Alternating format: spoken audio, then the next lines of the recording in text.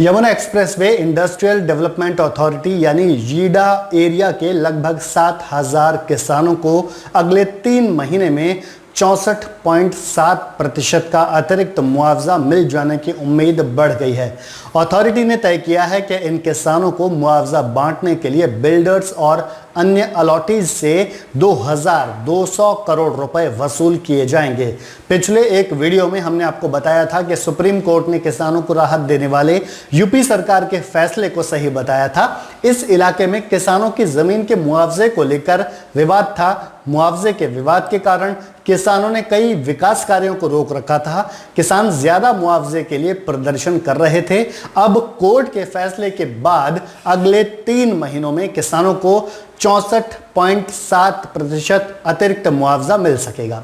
Supreme court के आदेश के बाद यमुना अथॉरिटी ने किसानों को अतिरिक्त मुआवजा देने की तैयारी शुरू कर दी है।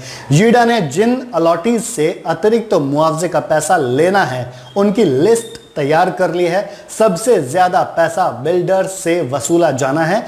15 बिल्डर्स से लगभग 1,600 करोड़ रुपए से ज्यादा की वसूली की जानी है। इनके अलावा इंस्टीट्यूशनल अलॉटमेंट वाले 13 बड़े अलॉटीज से भी वसूली होनी है। इनसे भी 600 करोड़ रुपए से ज्यादा वसूल किए जाने हैं। इन अलॉटीज में शकुंतला वेलफेयर सोसाइटी और GL बजाज जैसे नाम शामिल हैं। यह पैसा अतिरिक्त मुआवजे का है। यीडा के अधिकारियों के मुताबिक बकाया वसूली को लेकर इन आवंटियों के साथ जल्द बैठक की जाएगी। इस बैठक में तय किया जाएगा कि यह पैसा किस तरह से वसूल किया जाना है। पैसा वसूलने के बाद किसानों को अतिरिक्त मुआवजा बांटा जाएगा। यीडा एरिया में जेपी ग्रुप को भी 2,500 एकड़ जमीन अलॉट हुई थी। जिन किसानों की यह जमीन थी उन्हें भी अतिरिक्त मुआवजा मिलना है। इन किसानों को अतिरिक्त मुआवजे का पैसा जेपी ग्रुप देगा। यह रकम 2,200 करोड़ रुपए से अलग है। इसके अलावा कुछ रेसिडेंशियल अलॉटमेंट भी किए गए थे। उन अलॉटीज से अथॉरिटी ने पहले से ही अतिरिक्त मुआवजे का पैसा वसूलना शुरू कर दिया था, लेकिन जब हाई कोर्ट ने इस पर रोक लगाई तो अथॉरिटी ने किसानों को अतिरिक्त मुआवजा देना बंद कर दिया था। अब सुप्रीम कोर्ट के फैसले के बाद उन किसानों को भी ये पैसा मिलने लगेगा जिनकी जमीन रेसिडेंशियल प्रोजेक्ट्स के लिए ली गई थी। ये रकम लगभग 550 करोड़ रुपए है।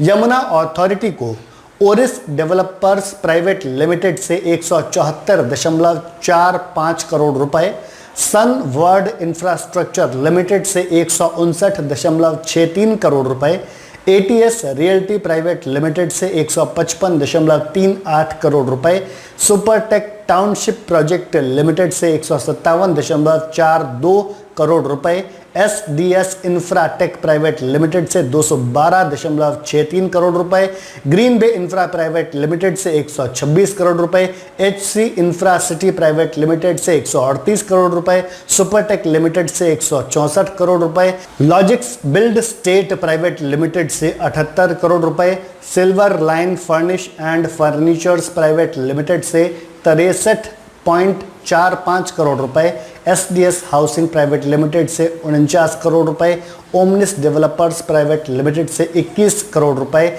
IITL निम्बस द विलेज से 39 करोड़ रुपए और Oasis Real Tech Private Limited से 11.91 करोड़ रुपए और इसके अलावा Ajay Real Con Private Limited से 6.54 करोड़ रुपए वसूलने हैं। यमुना अथॉरिटी के CEO डॉक्टर अरुणवीर सिंह ने दावा किया है कि अगले 3 महीने में किसानों को अतिरिक्त मुआवजे का पैसा दे दिया जाएगा। यीडा यानी Yamuna expressway industrial development authority ने साल 2009 में किसानों की जमीन अक्वायर करना शुरू किया था। उसी दौरान किसानों का आंदोलन भी शुरू हो गया था। 2011 में भट्टा पारसौल आंदोलन हुआ था जिसमें 2 किसान और 2 पुलिसकर्मियों की मौत हो गई थी। किसान अधिग्रहण के खिलाफ हाई कोर्ट चले गए थे जिसके बाद मामले में स्थगन आदेश जारी हो गया था। इसके बाद यमुना अथॉरिटी ने किसानों को 64.7% मुआवजा देने की योजना बनाई और सहमति बनी कि यह रकम उन लोगों से ली जाएगी जिन्हें किसानों की जमीन अलॉट की गई है। हालांकि इस फैसले के खिलाफ वो लोग हाई कोर्ट चले गए जिन्हें जमीन मिली थी। ये तब हुआ जब यमुना अथॉरिटी और यूपी सरकार किसानों को अतिरिक्त मुआवजा देने को तैयार थी, लेकिन हाई कोर्ट ने शासनादेश को निरस्त करते हुए कहा था कि किसानों को अतिरिक्त मुआवजा ना दिया जाए।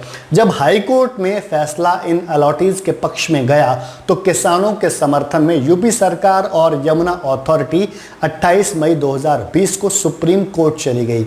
सुप्रीम कोर्ट ने किसानों के पक्ष में आदेश दिया और अब किसानों को अतिरिक्त मुआवजा बांटने की तैयारी शुरू हो गई है।